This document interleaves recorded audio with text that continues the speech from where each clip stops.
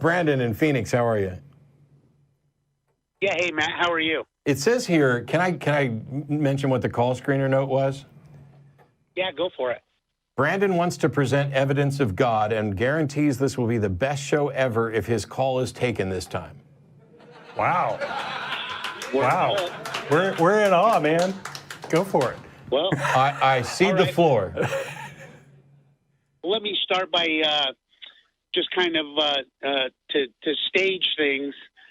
Let me ask you if for example, I had buried $30 million worth of gold, and I approached you with the proposition that if you help me dig up this gold, which I've stamped to prove that it's my gold, it's got my name on it and all of that, and I guaranteed you that you were going to get 30% of the take for helping me dig it up, would you want me to draw up a contract to our agreement?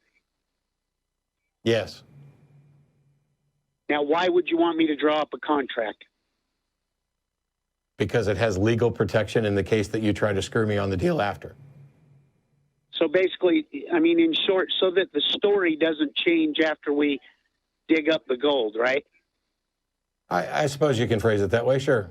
But the real thing is that I'm not as concerned. I only told you 5%, not 30%. Sure, yeah, okay. Well, that's a version of the story. I'm just saying that I would do it because there's legal protection there to keep me from getting screwed. Right. So, but before I grab a shovel, you're going to have to actually demonstrate that the gold's real, because I'm just going to, basically I would well, that was probably my also. point is you have no idea if I actually buried anything, so you'd kind of have to take my word on faith. No, because the contract. I actually buried. No, I don't have to take your word on faith for anything, because the contract would be written in such a way that if you have $30 million in gold and you're going to give me 30% of it, well, let's just say $10 million to make the math easier. You got $30 million in gold. If I help you dig it up, I'm going to get $10 million in gold. What's going to happen is you're going to guarantee me payment of $10 million for digging X amount, because I'm not just going to keep digging holes with you forever. There's going to be a description of what the actual job is and what the payment's going to be, and an agreement. It doesn't matter then whether or not you actually have gold, because I'm either getting my money or I'm going to take everything you've got, suing you afterwards for breach of contract. And now I don't have to believe your story. You're a smart business guy, and I mean, I would like to state that, intellectually, I think you absolutely dwarf me. If you and I that doesn't matter. I mean, think you would absolutely have a higher IQ than I do. So, but I don't care about IQ. The one thing I've got on my side is actual wisdom, being in the truth. And see, I would say that wisdom. Interesting conversation. I would say that wisdom is exactly the sort of thing that would make you design the sort of contract that I'm doing, because wisdom is about lessons learned and having an understanding of reality. That would be wisdom. IQ doesn't matter. You could have 80 points lower IQ than me, but if you've learned the lesson about how to not get screwed, you can still write the same contract. So I would say that is wisdom. Right. Wouldn't you say it's a wise contract? The contract is simply that, we put things in writing so that the words can't change. So that's, kind of why, the Old Testament and the New Testament is also referred to as the Old Covenant and the New Covenant. Yeah, it's curious. It's curious that why. Go ahead. The God that I'm trying to prove, why he put everything in writing is so that the story can't change. How do you know God put everything in writing? And why did he need to amend it? Well, as far as, the purpose of amending it is, ultimately in the Old Testament, he told the Jews that I bring you a curse this day, that the law is a curse to them. So, and this is also why Jesus said salvation comes through the Jews. He's going to use these people who, went with Moses out of Egypt. Can we stop preaching and move to the proof of God? We complete. So first of all, you're supposed to be presenting proof of God, and second of all, this notion of we write things down so that it can't change. That's separate. But well, I'm gonna come back. I'm gonna circle back around to that. So, but I guarantee you're going to do a lot of circling, because it's already you're beginning with essentially a circular argument that we need to rely on the Bible because it is the words that were written down so it couldn't change.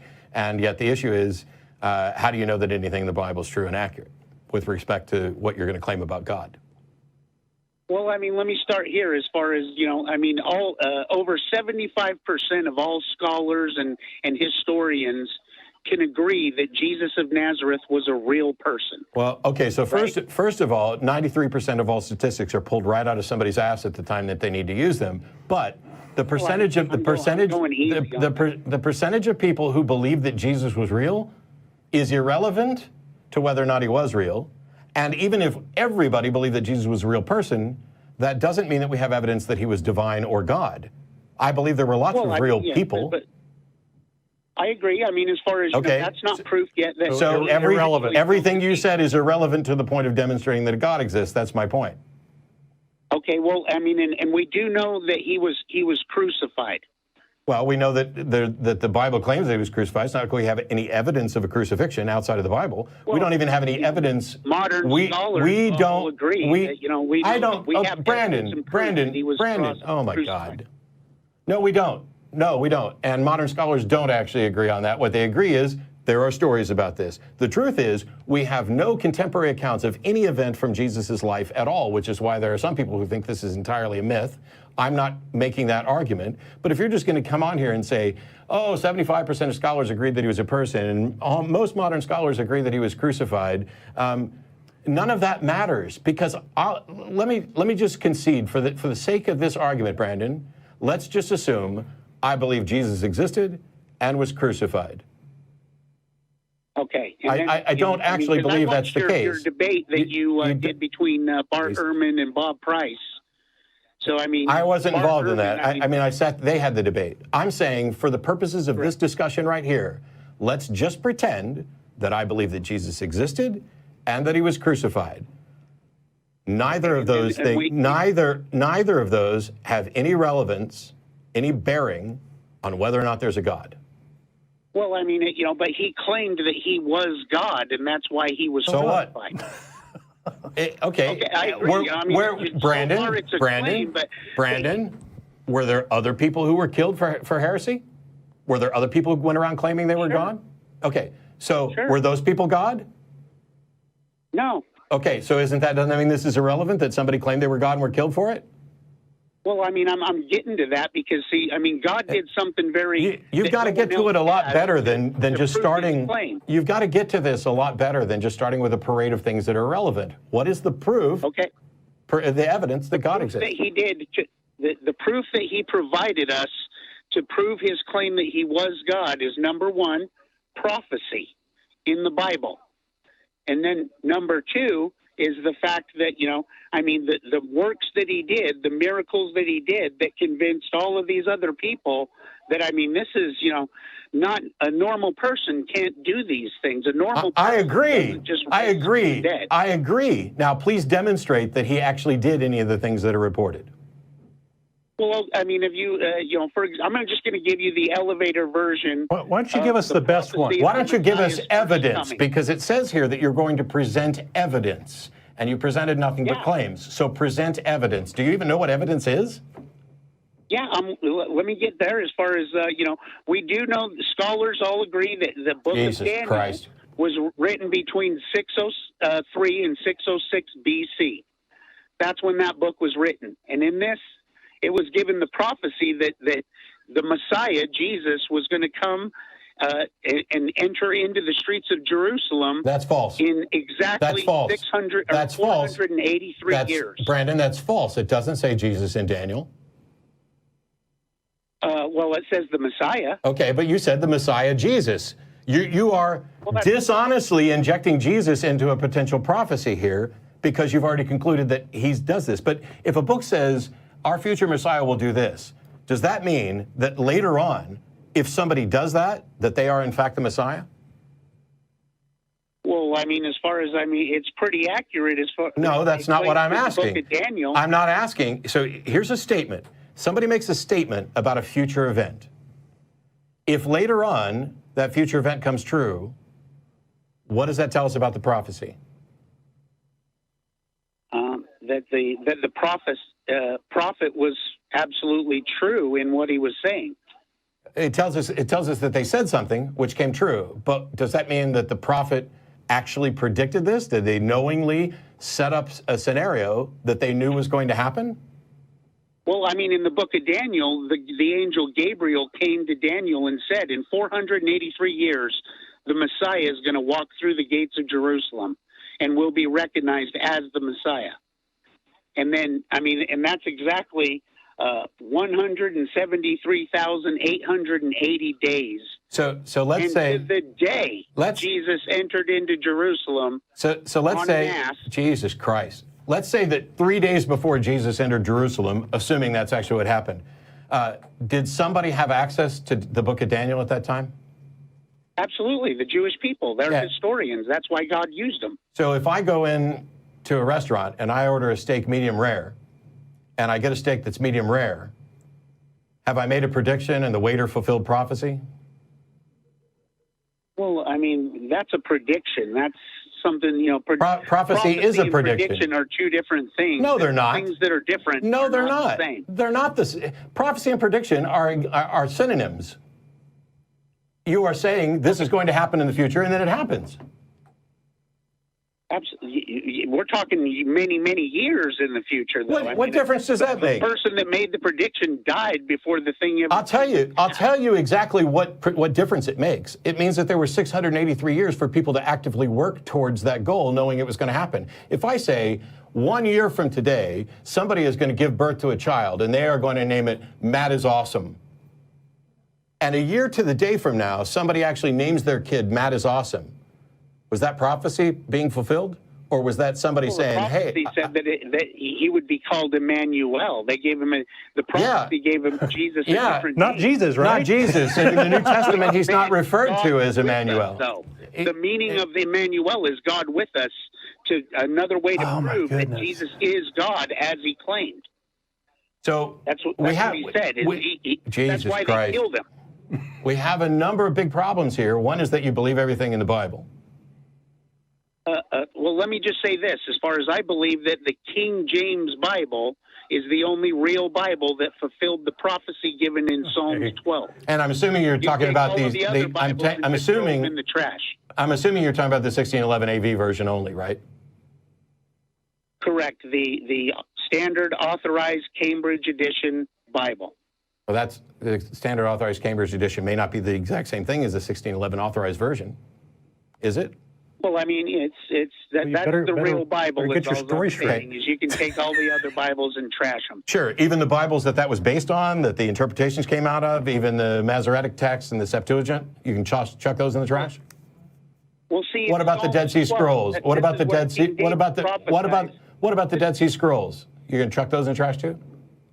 Absolutely. Okay. As far as, this is where... So Brandon, we're done. God made it Brandon, you're a cartoon, man. Brandon, we're done. You have a ridiculous position. You have a ridiculous position. Here, no, I'm not holding on. You're holding on. You're on hold right now. I might bring you back. I might not. In 1611, a new version of the Bible was translated from a number of different texts. And your thing is, we can toss out all those things that it was based on and just go with this one, as if the Lord himself spoke English. As if these people who translated it have even a fraction of the understanding of the ancient languages and the context at the time as modern scholars do. That makes no sense. This is you not just cherry picking from the Bible, but cherry picking the Bible. Well, I mean, I don't mean to. I'm not trying to cherry pick. I understand your point, and it's a good point. I'm just saying that, I mean, obviously, if God is God, then he's capable of speaking any language that he wants to. Sure. Isn't he also capable of revealing himself to all of us right now? He has. This is the point. This is where I'm. No, he hasn't. God has never revealed himself to me. I can say that with confidence. Nor me. Well, he's not going to physically reveal himself to you. Can he not do that? Because of our nature versus... Can he do that? Can he do it or not? Without destroying you, no. Then how did he reveal himself to anybody else? How did he explain the Damascus Road experience? Isn't that a revelation directly to Saul? Absolutely. And as far as... And it didn't destroy him, did it? This is, Did it destroy him? Fried his those are brain, chosen probably. vessels, and Did it- apostles did it- have a specific. Okay, look, oh my God, you're just making all kinds of excuses. I said, can God do this? And you said, not without destroying you. And then I pull up an example where you have to believe, because it's in your book, that God revealed himself to somebody without destroying. And now you come up with a post hoc rationalization that he was a chosen vessel. Can God make me a chosen vessel? Of course, I think he has. Why I think hasn't he? that if you actually Wait, were so- Well, then we're back to square one. No. Why doesn't he do it? Because now you just said that you think God has made me a chosen vessel, but you said that God couldn't reveal himself to destroy without destroying me. And then when I asked what it would take, I would say, why could it happen to Saul? And you said because he was a chosen vessel. So if I'm a chosen vessel, then clearly God can reveal himself to me without destroying me, right? So the answer to my original question was yes, he can. Yeah, sure, of course. I mean, And yet he hasn't. If you were to be an apostle, which their function has already been served, it's done. So apostles have to believe before the revelation? No, I mean, but see, Okay, so then apostles are different from prophets. No, Brandon. As far as Brandon. they set down doctrine. Brandon. Prophets tell Shut you up! future events. You're not following this. You've said I'm a vessel and that God can reveal himself to me. And then when I say, why hasn't he? You say it's because I'm not an apostle. And I'm asking, do you have to be apostle before that you get the revelation? And your answer is no. So it's irrelevant to why I haven't received the revelation yet. Don't you think that if God considers me a vessel and reveals himself to me, that perhaps I might become an apostle?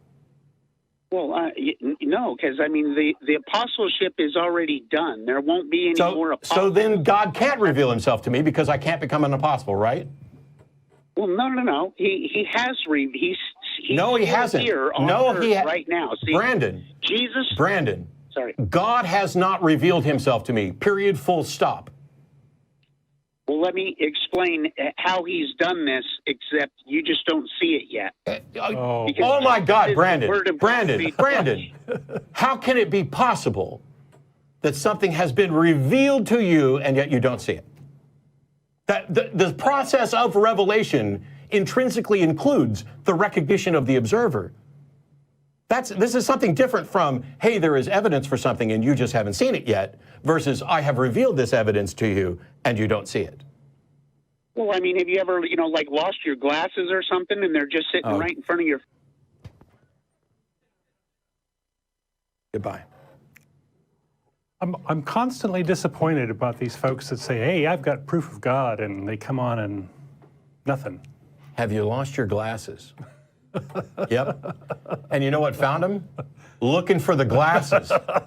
When it was revealed to me what their location was, by my eyes and my searching, not by some external spirit, I found my glasses. This sort of nonsensical, simplistic, hey, I lost my glasses, I prayed for help, and then I found my glasses. Okay, what did the prayer have to do with it? Yeah. Nothing. Well, didn't Jesus prophesy that he'd be returning within a generation? Not necessarily. He didn't put a time frame on it, but he said there are some standing here who will not taste of death until all these things have come to pass, which can be interpreted that way, and it can be interpreted another way. I'm pretty sure there's a quote where he says, within a generation. There are things about that within this generation, but that... Okay. It's all subject to interpretation. It's a big mess. It's a big mess. But at the end of the day, this notion of prophecy, I've already done a video on prophecy. We already talked about it over and over again. The fact that the book of Daniel says something that you look at events later and interpret them as if they fit that. I tell you what, instead of calling the Atheist Experience, go call the Jewish Experience and explain to them why they're wrong to not recognize Jesus as the predicted Messiah. Because they believe in the prophecy, I don't. And you think the prophecy's been fulfilled, and they don't. So when the two of you sort out what's the actual truth about prophecy, then call back. And when you can get atheists and Jews to say, yes, we agree this is prophecy and it was fulfilled, but we still don't believe in Jesus. Whatever.